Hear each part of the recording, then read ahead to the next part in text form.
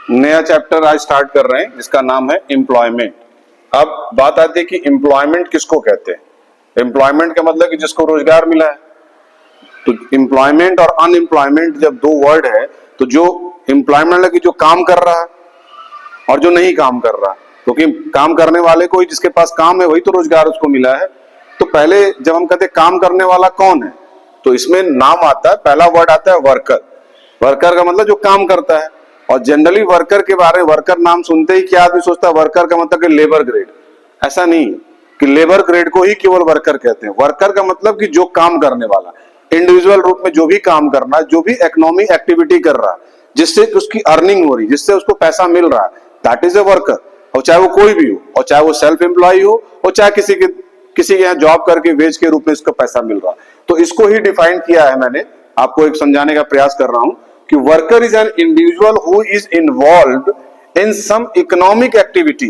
ध्यान रखिए, वो वर्कर उसको कहा जाता है जो व्यक्तिगत रूप से वो इन्वॉल्व है कुछ ऐसी इकोनॉमिक एक्टिविटी में जिससे कि वो अर्न करता है अपने जीने के लिए।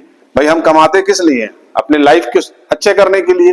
तो टू अर्न ए लिविंग, जीने के लिए जो इकोनॉमिक एक्टिविटी जो व्यक्ति व्यक्तिगत स्तर पे जो करता है, दैट मीन्स ए वर्कर। अब वर्कर का मतलब ये नहीं केवल लेबर, सब लोग वर्कर है। We all are worker. जो काम कर रहा है, जिससे उसकी एक इकोनॉमिक एक्टिविटी हो रही है, जिससे उसको पैसा मिल रहा है, वही वर्कर है। अब worker contributes to the process of GDP by rendering his productive services. Worker क्या है? जिसका कंट्रीब्यूशन जीडीपी में है, ग्रॉस डोमेस्टिक प्रोडक्ट में, जो रेंडरिंग वो किसी प्रोडक्ट और सर्विस को जो प्रोवाइड कर रहा है, या तो कोई वो प्रोडक्ट तैयार कर रहा है या अपनी सर्विस दे रहा। तो क्या हम पढ़ा रहे हैं तो हम काम नहीं कर रहे हैं? हम किस लिए काम कर रहे हैं? हमें भी टू अर्न, हम इकोनॉमिक एक्टिविटी कर रहे हैं। तो इसके मतलब प्रोडक्टिव सर्विसेज, ऐसी चीजें जिससे कि कोई प्रोडक्ट तैयार हो रहा, जिससे वो सर्विस दे रहा, दैट इज ए, और जिसका कंट्रीब्यूशन जीडीपी में।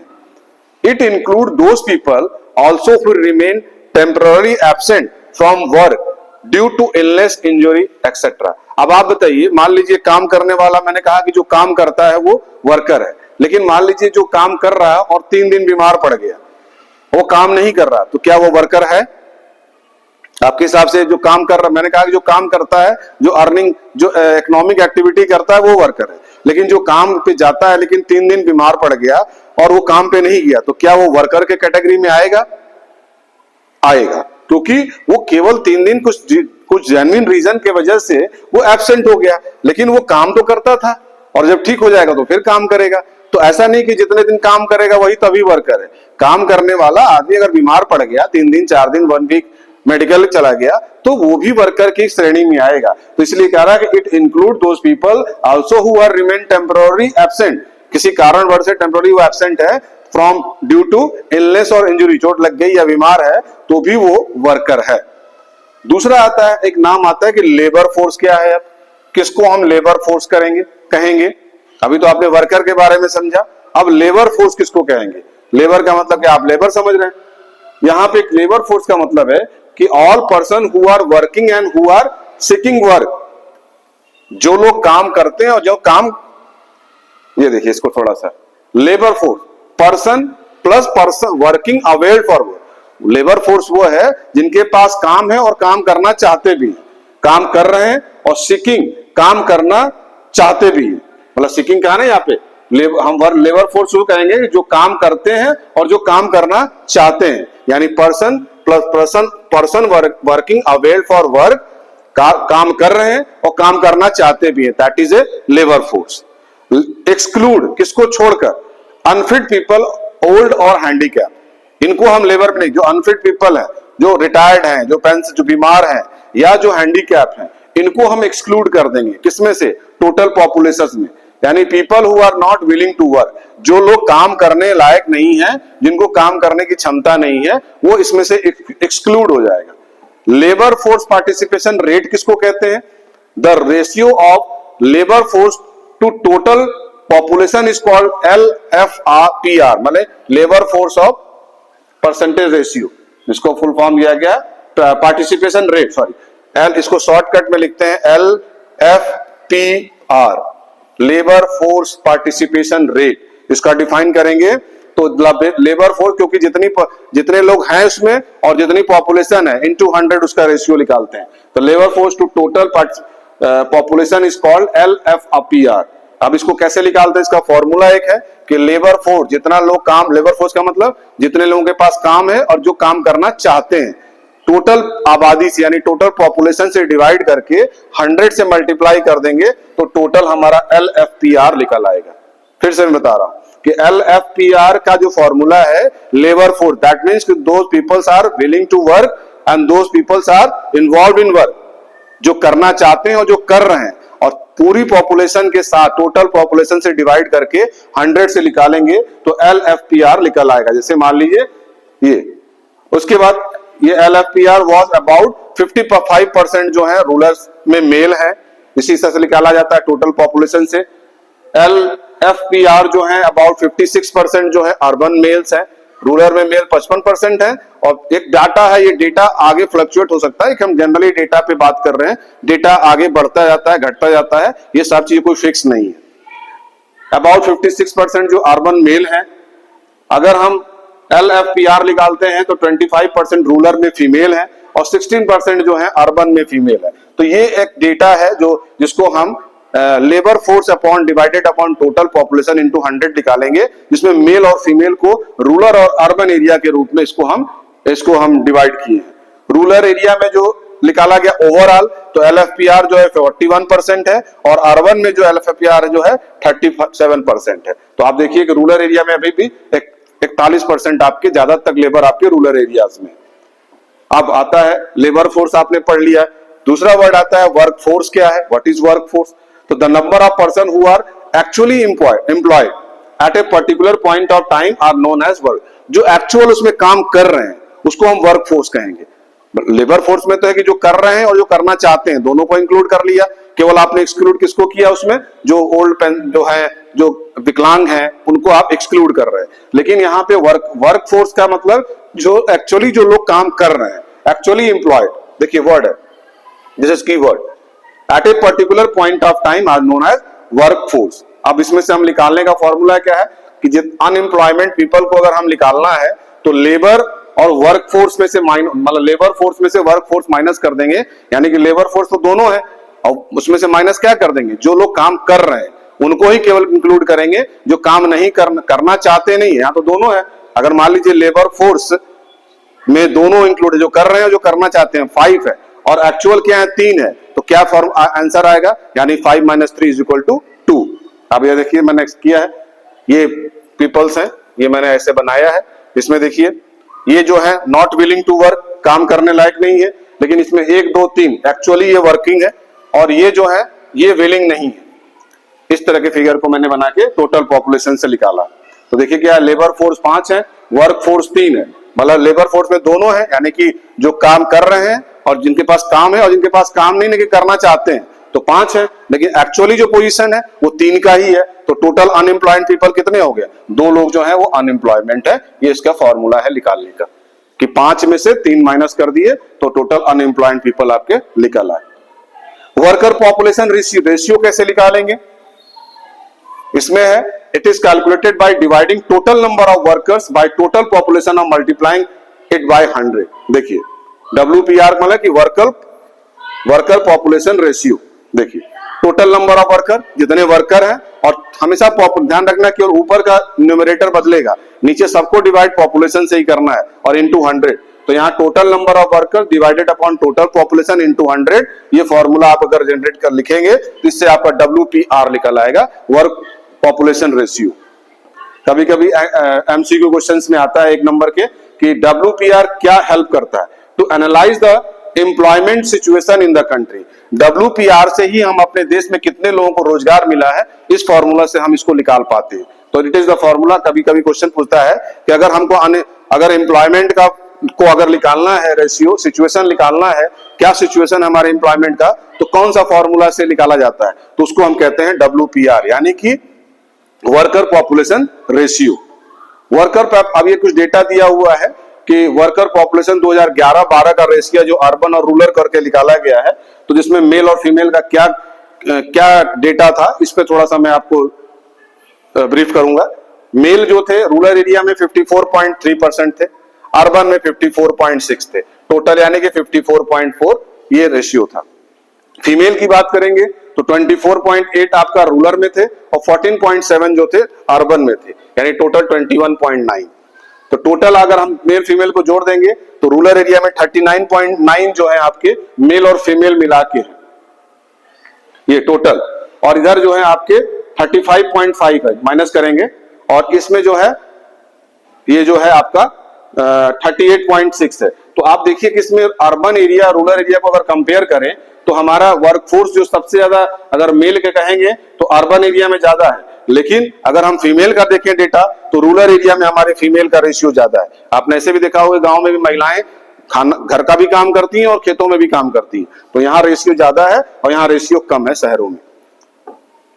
कंक्लूजन क्या है इसका? इंडिया की अगर WPR देखा जाए तो 38.6% 2011-12 में था। Rural people have limited resources and participate more is employment. On the other hand urban people have variety employment opportunity, they look for suitable job opportunity. अब देखिए अर्बन और रूरल एरिया में जो वर्क को लेके है इसमें बड़ा क्लियर है कि रूरल एरिया में जो लोग हैं रिसोर्सेज कम है, लिमिटेड रिसोर्स है, लेकिन मैक्सिमम ज्यादा से ज्यादा लोग उसमें एम्प्लॉयमेंट है, काम करने वाले हैं।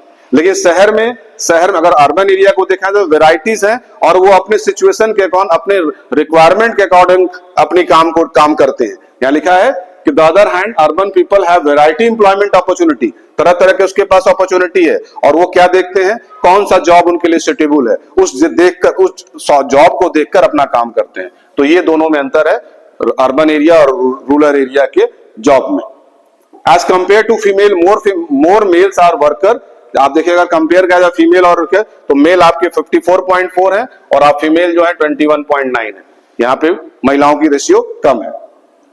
इन rural area many do not go to school और college and they have to join the workforce. आप रूरल एरिया में देखिएगा कि जो स्कूल कॉलेज कम जाते हैं सभी उसमें सब लोग मतलब यहाँ तक कि बच्चे भी इन्वॉल्व हैं वर्क काम करने में। तो ये रूरल एरिया का एक स्टेटस है, ये सिचुएशन है कि रूरल एरियाज में स्कूल नहीं जा रहे हैं ना कॉलेज जा रहे हैं, तो सब लोग किसमें हैं काम करने में लगे, जिसको हम वर्क फोर्स कर रहे हैं। The number of womens workers in our country are generally under estimate. जो महिलाओं की जो पॉपुलेशन है, महिलाओं का जो उसमें इन्वॉल्वेशन है वो अंडर एस्टिमेटेड है। क्यों ऐसा है कि many activities undertaken by them as not recognised as productive work. अब देखिए ये चीजें हैं कि महिलाएं जो है घर का भी काम कर रही हैं और खेतों में भी काम कर रही हैं, लेकिन उनको आइडेंटिफाई नहीं किया जा रहा, उसको अंडर एस्टिमेट रखा जा रहा, बिकॉज मैक्सिमम काम जो है महिलाएं कर रही हैं। जो कुछ चीज तो रिकॉग्नाइज्ड है, खेतों में काम कर रहे तो दिख रहा, लेकिन घर का भी काम कर रही है वो अनरिकॉग्नाइज्ड है। तो दैट मीन्स कि वो कोई प्रोडक्टिव वर्क उसके रूप में काउंट नहीं किया जा रहा, वो कह रहे उनका तो काम है। तो इसलिए ये एक चीजें हैं कि महिलाएं इन्वॉल्व है, उनको अंडर एस्टिमेट किया जा रहा है, उनके काम को केवल खेतों वाला देखा जा रहा है, लेकिन जो घर में महिलाएं काम कर रही हैं, जो सबको बच्चे पाल रही हैं, खाना बना के खिला रही हैं, घर की पूरी मेंटेन कर रही हैं, वो सारी चीजें कहीं क्योंकि उससे कोई प्रोडक्टिव वर्क नहीं दिख रहा, इसलिए उसको अंडर एस्टिमेट किया जाता है। Example women working in family farm, महिलाएं जो अपने घरों में काम कर रही हैं उसको एग्जाम्पल के रूप में उसको अंडर एस्टिमेट किया जाता है। Employment is an activity which involves enable a person to earn means of living. Employment उसे कहता है जिससे means का मतलब पैसा, money, means of living। ऐसा employment उसको कहते हैं जो जिससे पैसा आता है, means to living, जीने के लिए जो पैसा आ रहा है। अब इसको अगर हम डिवाइड किया गया कि employment में क्या, आप बताइए वो employment है कि नहीं, जो सेल्फ एम्प्लॉयमेंट है, जैसे मान लीजिए बार्बर है, कोई शॉपकीपर है, तो क्या वो एम्प्लॉयमेंट है? बिल्कुल है, क्योंकि वो भी आपसे उससे भी तो पैसा आ रहा है, बस एक वो दूसरे के यहाँ काम नहीं कर रहा, वो अपना खुद का एम्प्लॉयमेंट है, वो खुद अपने काम कर रहा है। बार्बर जो है क्योंकि उसको पैसा मिल रहा है, अगर बाल काट रहा है तो उसके बदले में पैसा मिल रहा है, तो दैट मीन्स इसको हम सेल्फ एम्प्लॉयमेंट कहते हैं। दो तरह के एम्प्लॉयमेंट होते हैं, एक सेल्फ एम्प्लॉयमेंट होते हैं और एक वेज एम्प्लॉयमेंट होते हैं, जिसके यहाँ जो काम कर रहा है उसके बदले में उसको सैलरी मिल रही है, उसको वेजेस मिल रहे हैं, तो इसको हम कहते हैं। तो 52% जो है हमारे देश में 52% जो है सेल्फ एम्प्लॉयमेंट है और 48% जो है पीपल जो है वो वेज एम्प्लॉयमेंट है, किसी के यहाँ जॉब करके नौकरी करके दिहाड़ी पे काम करके वो अर्न करते हैं। दोनों एम्प्लॉयमेंट है।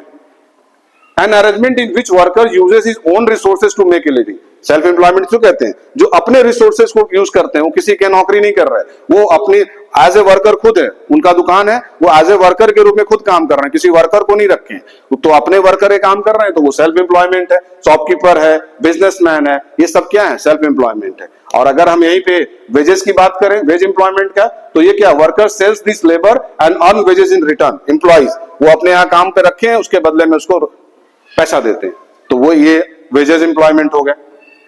Veg employment is of two type, और वेज एम्प्लॉयमेंट भी दो तरह के होते हैं, एक तो सेल्फ एम्प्लॉयमेंट होगा, एक वेज एम्प्लॉयमेंट होगा। अब वेज एम्प्लॉयमेंट को फिर दो भाग में बांटा गया, एक रेगुलर वर्कर्स होते हैं, एक कैजुअल वर्कर होते हैं। रेगुलर वर्कर मतलब कि उसको आप महीने में पर दिन काम दिए हुए हैं, सैलरी बेस्ड है। जैसे when workers are paid regular wages, salary employ, जिस वर्कर को आप सैलरी के रूप में रखे, पर डे काम कर रहा है, महीने में उसको सैलरी दे रहे हैं, तो वो कैसा वर्कर है? वो रेगुलर वर्कर है। लेकिन कैजुअल वर्कर जो है, वो उसको कोई जरूरी नहीं है, आज काम है उसके पास, कल काम नहीं है, आज हमने काम कराया, कल उससे मेरा मतलब नहीं है। तो when workers are casually engaged and return of remuneration, उसको कैजुअली आज काम किया तो आज पैसा मिला, कल काम नहीं किया तो पैसा नहीं मिला। लेकिन यहाँ पे वर्कर जो सेल्फ एम्प्लॉयड में अपने जो रेगुलर वर्कर्स है, उसको 30 दिन की सैलरी पूरी मिलेगी यहाँ पे, लेकिन जितने दिन काम किया उतने दिन की ही मिलेगी। ये क्या है? They are hired as permanent basis. जो सेल्फ वर्क जो रहते हैं, जो रेगुलर वर्कर हैं, वो उनको उनका परमानेंट सैलरी है, लेकिन ये उनके रिक्वायरमेंट के अनुसार है। They are not hired on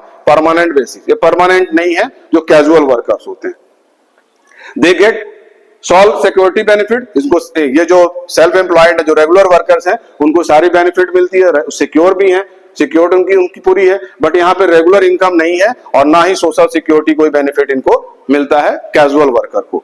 जैसे डेली लेबर है, जो लेबर चौराहे पे आप जाते हैं, उनको हायर करते हैं, उनको कैजुअली ट्रीट करते हैं, उनको काम कराया दिन भर, उनकी दिहाड़ी दी, अगले दिन ना उनके पास काम है, ना हमने उनको बुलाया, और ना वो मेरे पास उनको कोई पैसा हम देंगे। लेकिन अगर प्रोफेसर है, इंजीनियर है, ये सब जो काम कर रहे हैं, जिनको सैलरी मिल रही है, तो वो 30 दिन की सैलरी पूरी उनको मिलेगी। अगर वो बीमार पड़ेंगे तो उनको मेडिकल भी मिलेगा, उनको लीव भी मिलेगी। लेकिन यहाँ पर ऐसा कुछ कोई ऐसी अपॉर्चुनिटी इनको प्रोवाइड नहीं की जाती है।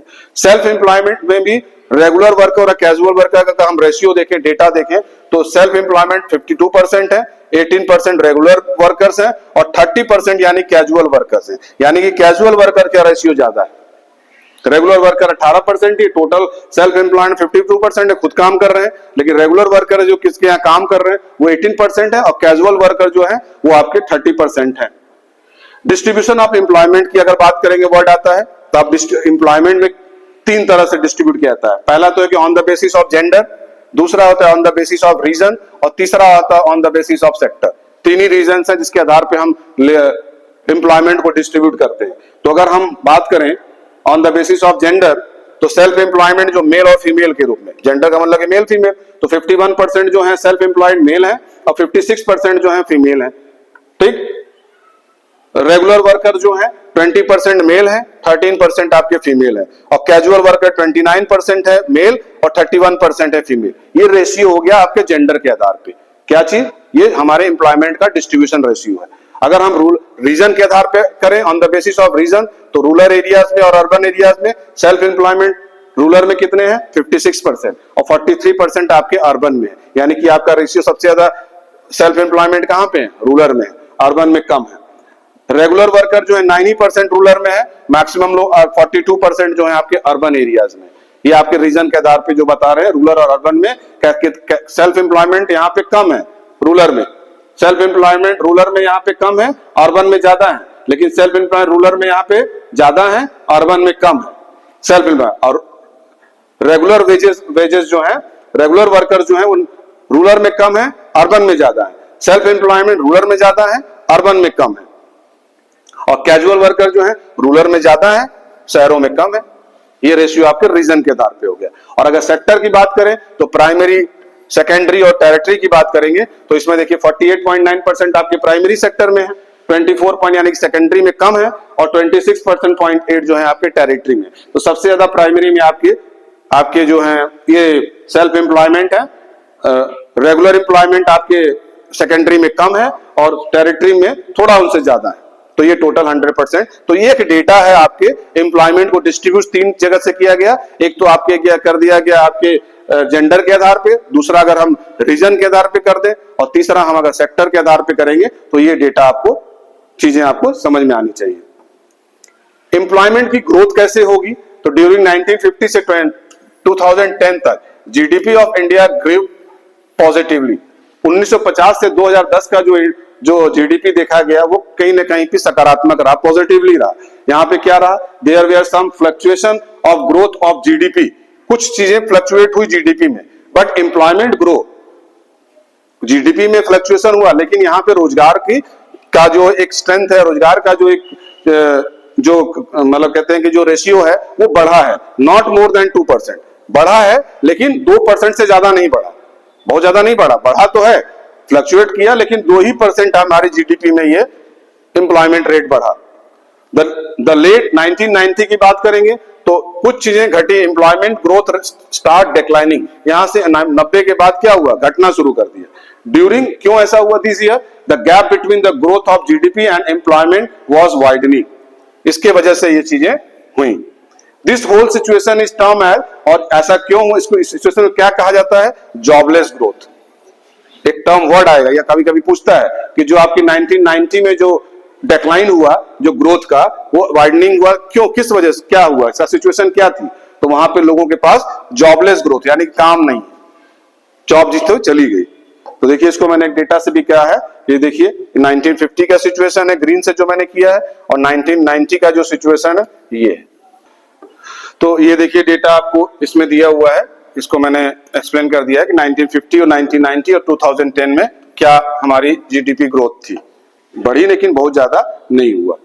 अब आता है कि changing structure of employment, employment का स्ट्रक्चर कैसे क्या चेंज हुआ। तो जैसे इसमें डेटा देखिए trend in employment sector wise, अगर सेक्टर वाइज हम देखें कि जो एम्प्लॉयमेंट में चेंजेस आए तो देखिए 1972 से 73 वाला एक स्टेट आपका एक डेटा है और एक 2011 और 12 का डेटा है। दोनों में अगर हम कंपेयर करें तो देखिए प्राइमरी सेकेंडरी टेरिटरी में कैसे क्या चेंजेस आए। तो 72 में और 73 में 74.3 यानी कि यहाँ पे प्राइमरी सेक्टर ज्यादा था, और 2011-12 का जब डेटा लिया गया तो 40 यानी कि यहाँ पे डिक्लाइन हुआ, यानी कि प्राइमरी सेक्टर से लोग अब आगे बाहर निकल रहे हैं। सेकेंडरी सेक्टर जो था आपका 10.9 था, अब यहाँ पे बढ़ के क्या सेकेंडरी हमारा बढ़ गया 2011-12 में, यानी कि 24.3 24.3% हो गया, और टेरिटरी जो 14.8 था 72-73 में वो 26.8 हो गया, यानी कि हमारी ग्रोथ हो रही है, हमारा प्राइमरी धीरे धीरे कम हो रहा और सेकेंडरी और टेरिटरी बढ़ रहा, लेकिन प्राइमरी अभी बहुत ज्यादा कम नहीं हुआ है, मतलब कम हुआ है 74.3 से 48.9% आ गया, लेकिन ग्रोथ ज्यादा किसका हुआ, 10 से कितना हो गया सेकेंडरी 24 हो गया, और 14 से यहाँ पे 26 हो गया, यानी कि टोटल यहाँ डबल के चेंजेस मतलब ग्रोथ है। तो ये स्टेटस है आपका एम्प्लॉयमेंट जिसको कहते हैं चेंज हुआ, trend in employment sector wise अगर हम देखें तो 72 में 74% था, वर्कफोर्स वाज इंगेज्ड, मतलब 74% जो था प्राइमरी सेक्टर में इन्वॉल्व था, और डिक्लाइन घट के कितना हो गया 48.9% हो गया। 2011-12 में ये क्या हुआ, substantial shift from farm activities to non, क्या हुआ यहाँ पे फार्म एक्टिविटी से शिफ्ट किसमें हो गया, नॉन फार्म एक्टिविटीज में। मैंने पढ़ाया था कि फार्म एक्टिविटीज जिसमें किसान केवल एग्रीकल्चर में इन्वॉल्व है, अब लोगों ने देखा कि यहाँ पे सिक्योरिटी नहीं है, क्योंकि यहाँ पे फसल अगर बर्बाद होगी तो एक उसमें पूरी तरह से वो उनके साथ नुकसान हो गया, वो परेशान हो गए। लेकिन जब वहां पे किसान नॉन फार्म एक्टिविटीज में भी जैसे फिशिंग है, डेयरी है, एनिमल हस्बेंड्री है, हॉर्टिकल्चर है, इस सब चीजों में जब किसान इन्वॉल्व होने लगा तो कहीं ना कहीं इसकी ग्रोथ और इनका एक सस्टेन कर पाए कि वो वहां पे लंबे समय तक वो चल पाए। सेकेंडरी एंड टेरिटरी सेक्टर को देखा जाए तो यहाँ क्या होगा कि promoting future for Indian work are as a share of this sector have increased over a period of time। यहाँ भी सेकेंडरी और टेरिटरी को समय के बाद वो काफी इसमें इंप्रूवमेंट हुआ। ट्रेंड इज अगर स्टेटस वाइज देखा जाए तो देखिए सेल्फ एम्प्लॉयमेंट, रेगुलर एम्प्लॉयमेंट और कैजुअल, देखिए दोनों रेशियो मैंने 72 और 73 का और 11-12 में अगर कंपेयर कर रहे हैं तो 61.4 था प्राइमरी सेल्फ एम्प्लॉयमेंट था, जो 2011-12 में अब क्या हो गया आपके सेल्फ एम्प्लॉयमेंट घट के 52% हो गया। यहाँ पे रेगुलर एम्प्लॉय जो 51.4 था अब यहाँ पे 18% हो गए आपके रेगुलर एम्प्लॉय, और 23 पॉइंट जो आपका कैजुअल वर्कर्स थे यानी कि 30। अभी भी देखिए कि कैजुअल वर्कर ही ज्यादा हैं सबके कंपेयर करने पे, सेल्फ एम्प्लॉयड, रेगुलर एम्प्लॉय और कैजुअल एम्प्लॉय में 30% अभी भी ज्यादा आपके कैजुअल लेबर ही हैं। ये आपका हो गया डिक्लाइन 61 पॉइंट से 52 हो गया, इसी को हमने इसमें लिखा है। और ऐसा क्यों हो रहा है, लैक ऑफ लिटरेसी और लैक ऑफ स्किल, ये दो रीजन कभी कभी पूछता है आपसे कि ऐसा क्यों चीजें हो रही है। तो अगर पढ़े लिखे नहीं है तो स्थिति हो रही है, और उनके पास अगर स्किल नहीं है तो हो रहा। अब इसके बाद ये आता है इनफॉर्मलाइजेशन ऑफ वर्कफोर्स। इनफॉर्मलाइजेशन क्या है? The employed structure in India can be study with respect of two kinds of sector. अब यहाँ पे इनफॉर्मलाइज जो है ये दो सेक्टर में डिवाइड किया गया है, जिसको पहले वो कहते हैं ऑर्गेनाइज्ड और दूसरे वो कहते हैं अनऑर्गेनाइज्ड सेक्टर। ठीक, अब ऑर्गेनाइज्ड सेक्टर को एक फॉर्मल भी कहते हैं और ऑर्गेनाइज्ड को इनफॉर्मल सेक्टर कहते हैं, इसका दूसरा नाम भी है। तो आप पहले क्या समझे हम कि फॉर्मल सेक्टर क्या है या ऑर्गेनाइज्ड सेक्टर क्या है। इसमें जितने भी पब्लिक इंटरप्राइजेज हैं, जो गवर्नमेंट के जितने हैं फॉर्म हैं, और दूसरा जो प्राइवेट इंटरप्राइज जिसमें 10 या 10 से ज्यादा वर्कर हैं काम करने वाला, यानी कि वो ऑर्गेनाइज्ड है। और जहां 10 से कम काम करने वाले लोग हैं वो अनऑर्गेनाइज्ड है या इनफॉर्मल है। और जिसमें 10 से ज्यादा काम करने वाले कर्मचारी हैं वो ऑर्गेनाइज्ड है या वो उसको कहा जाएगा फॉर्मल है। तो वो प्राइवेट सेक्टर भी है और पब्लिक सेक्टर भी है। तो देखिए यहां पे लिखा है 10 और more than hired worker. Formal workers enjoy social security. यहां पे फॉर्मल में क्या, उन वर्कर को सारी सुरक्षा दी जाती है, सारे बेनिफिट मिलता है, लेकिन यहां पे आपको ये इस तरह का अभाव है। Workers who work in such enterprises called informal. और तीसरा, दे डू नॉट इसको तो सैलरी मिलेगी, ये do not gate regular income. इनके पास इनफॉर्मल में रेगुलर इनकम इनके पास नहीं है, लेकिन इनके पास रेगुलर इनकम है, इनको बेनिफिट्स है, इनकी सिक्योरिटी है। They can usually more than informal workers. ये इनफॉर्मल वर्कर्स की तरह ट्रीट नहीं किया था, ये फॉर्मल वर्कर्स हैं। गवर्नमेंट इनको सारी सुविधाएं देती है। Government protect them various labour law के तहत इनको सारी सुरक्षा प्रदान की जाती है, लेकिन यहाँ पे ऐसा कोई प्रोटेक्शन गवर्नमेंट की तरफ से इनफॉर्मल के लिए नहीं है। Organised sector provide work to 7% of the total workforce. 7% जो है टोटल वर्कफोर्स को इसको प्रोवाइड करती है। लेकिन यहाँ पे क्या है, इनफॉर्मल सेक्टर आउटडेटेड टेक्नोलॉजी के वजह से डू नॉट मेंटेन अकाउंट, वो इस अकाउंट को मेंटेन नहीं कर पाते। और गवर्नमेंट यहाँ पे जो ओवर कितना 90% फाउंड एम्प्लॉयमेंट इन ऑर्गेनाइज, 90% जो वर्कर जो है इनफॉर्मल सेक्टर में, यहाँ 7% केवल जो है आपके ऑर्गेनाइज सेक्टर में। तो ये दोनों डिफरेंस आपको समझ में आ गया कि ऑर्गेनाइज सेक्टर क्या है, अनऑर्गेनाइज सेक्टर क्या है, फॉर्मल सेक्टर क्या है और इनफॉर्मल सेक्टर क्या है। तो information of workforce refers to a situation where the proportion of workforce in the formal sector to total workforce increases. Formal sector देखिए यहां पे दिया ना कि the proportion of the workforce in the informal, यानी कि इनफॉर्मल सेक्टर में आपके वर्कफोर्स ज्यादा है, यानी कि वर्कफोर्स उसमें कहते हैं इनफॉर्मल में वर्कफोर्स ज्यादा है, वहां पे वो तादाद ज्यादा है कंपेयर टू द फॉर्मल। अब आता है अनएम्प्लॉयमेंट, किसको कहेंगे? Unemployment refers to situation in which people are willing to work and able to work.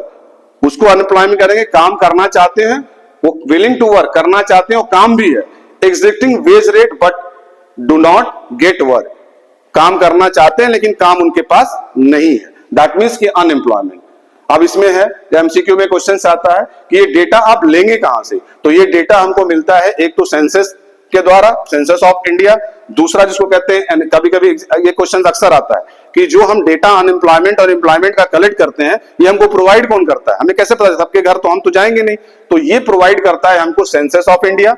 दूसरा सर्वे जो करने इसको NSSO कहते हैं, यानी नेशनल सैंपल सर्वे ऑर्गेनाइजेशन से हम ये डेटा कलेक्ट करते हैं। और तीसरा एक आता है नाम DGET, यानी directorate general of employment and training. ये तीन जो फॉर्म है, ये तीन जो सेक्टर है, इससे ही हम ये डेटा को कलेक्ट करते हैं और हम एक आइडेंटिफाई कर पाते हैं कि हमारे देश में क्या स्थिति है, फॉर्मल कितने, इनफॉर्मल कितने हैं, एम्प्लॉयमेंट कितने हैं, अनएम्प्लॉयमेंट कितने हैं। ये सारा डेटा हमको ये तीन फॉर्म हमें प्रोवाइड करती है। अब आता है कि कितने तरह के अनएम्प्लॉयमेंट होते हैं। तो एक वर्ड आता है पहला जो है डिस्गाइज्ड अनएम्प्लॉयमेंट। डिस्गाइज का मतलब कि जो हिडन है, जहां पे जरूरत नहीं है।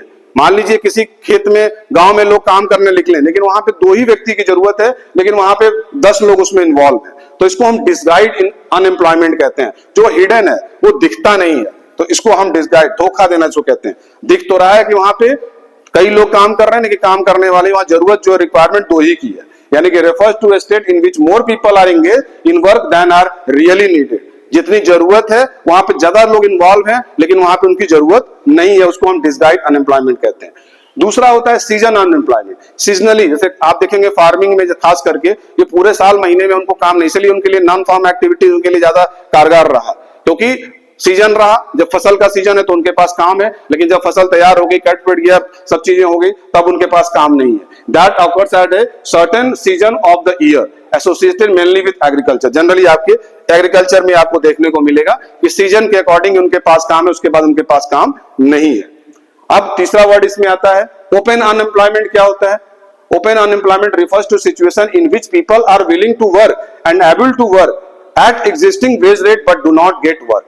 ओपन अनएम्प्लॉयमेंट मतलब कि वो ऐसे लोग जिनके पास वो काम करना चाहते हैं, peoples are willing to work and able to work, वो काम करना चाहते हैं और काम कर भी रहे हैं, किसको निकाल के? Existing wage rate but do not, अगर उनको पैसा मिले तो वो काम करना चाहते हैं, काम है भी, लेकिन उनको काम उनके पास नहीं है, तो इसको हम कहते हैं ओपन अनएम्प्लॉयमेंट।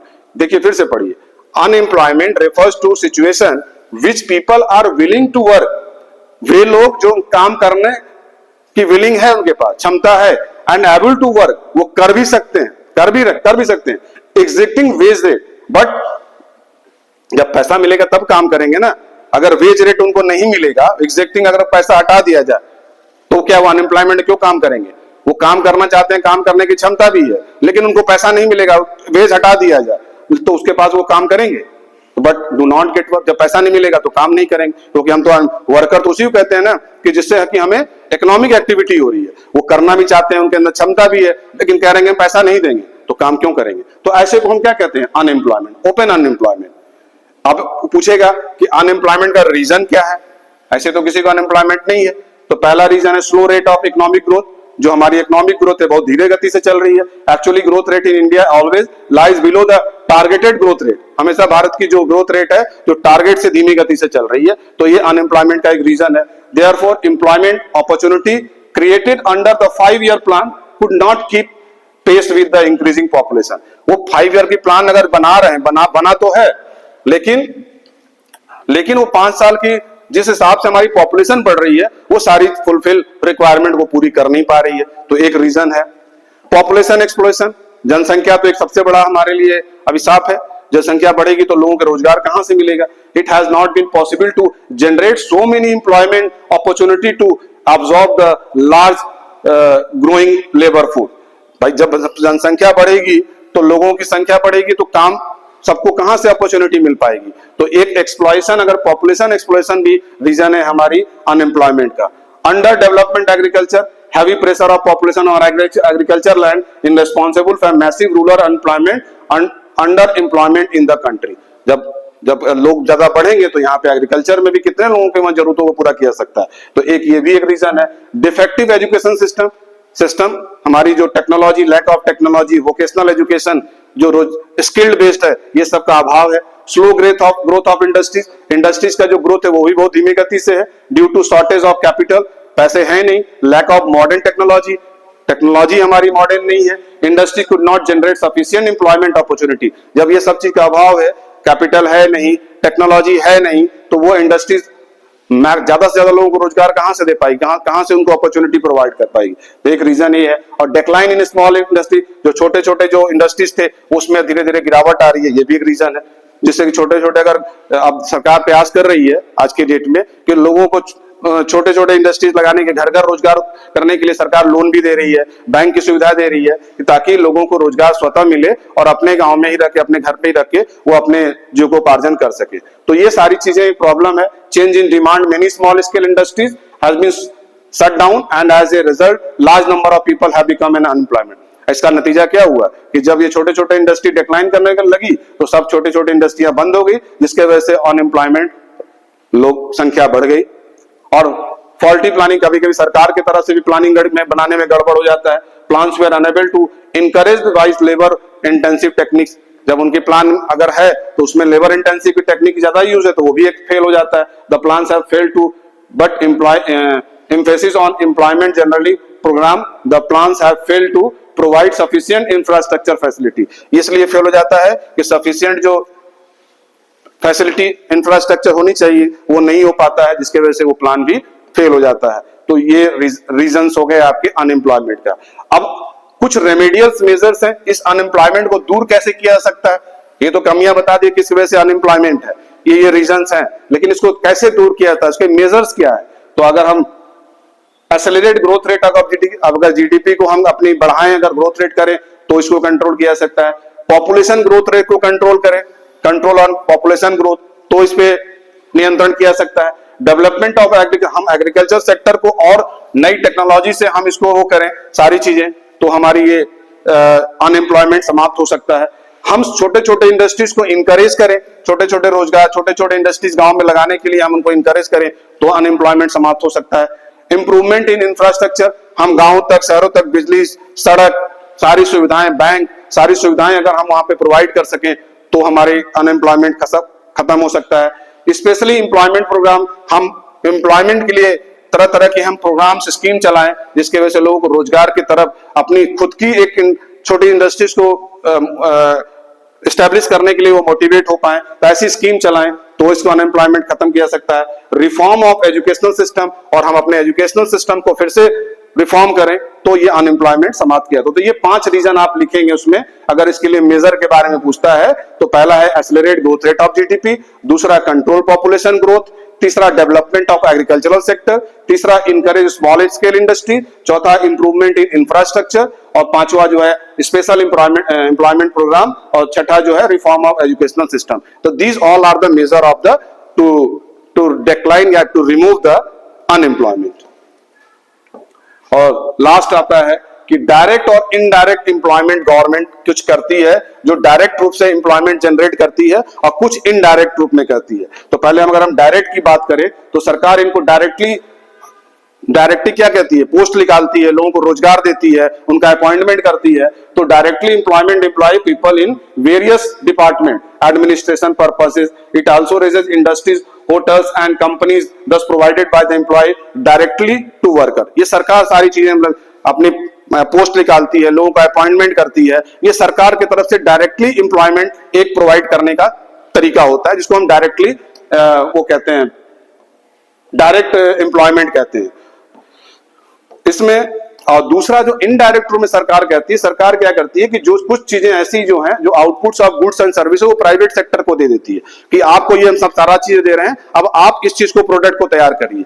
तो जब प्रोडक्ट तैयार जब किसी प्राइवेट फर्म को दे देगी तो प्राइवेट फर्म उस प्रोडक्ट को तैयार करने के लिए रॉ मटेरियल सरकार से लिया और वो प्रोडक्ट तैयार करेगी। तो जब प्रोडक्ट तैयार करेगी तो स्वाभाविक सी बात है कि वहां लेबर इंटेंसिव की जरूरत पड़ेगी, तो इनडायरेक्टली वो लेबर, वो प्राइवेट सेक्टर उसको उस एम्प्लॉयमेंट, वहां पे एम्प्लॉयमेंट जनरेट करेगा, जिसको हम इनडायरेक्ट एम्प्लॉयमेंट कहते हैं। देखिए, with increase in output of goods and services by of government enterprises, providing raw material to government enterprises will also raise their output। ये क्या करती है कि प्राइवेट सेक्टर को दे देगी और वहां पे रोजगार, वो लोग भी अपने एम्प्लॉय को अपॉइंट करेंगे, और एज ए रिजल्ट क्या होता है कि number of employment opportunity is the economic will increase.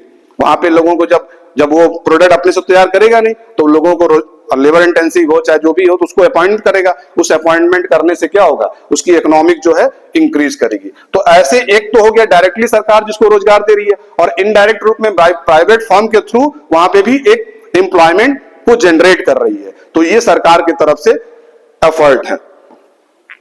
तो इतनी बात आपको समझ में आ गई। तो ये चैप्टर जो आपका था पूरा, जो मैंने एम्प्लॉयमेंट से रिगार्डिंग आपको एक्सप्लेन किया कि पूरी तरह से कि हम किसको वर्कफोर्स किसको कहते हैं, वर्कर कौन होता है, वर्कफोर्स क्या होता है, लेबर फोर्स क्या होता है, कहां किस वजह से हमारा चीजें हमारी पिछड़ रही है, क्या क्या मेजर्स होने चाहिए, क्या प्रॉब्लम फेस करते हैं, किसके पास रोजगार है, किसको हम एम्प्लॉयमेंट कहते हैं, किसको अनएम्प्लॉयमेंट कहते हैं, कौन ऑर्गेनाइज सेक्टर है, कौन अनऑर्गेनाइज सेक्टर है, किसको हम फॉर्मल सेक्टर कहते हैं, किसको इनफॉर्मल सेक्टर कहते हैं। ये सारी चीजें मैंने इस चैप्टर में आपको डिस्कस किया। तो ये चैप्टर आपका आज एम्प्लॉयमेंट भी समाप्त हो गया। अब दूसरा चैप्टर हम दूसरे लेक्चर में स्टार्ट करेंगे, जिसका नाम है एनवायरमेंट। तब हम नेक्स्ट चैप्टर में एनवायरमेंट से डिस्कस करेंगे। एक लेक्चर आपका एनवायरमेंट का होगा और एक दूसरा लेक्चर, लास्ट चैप्टर जो है India and it's neighbour country के बारे में आप बात करेंगे। Thank you very much.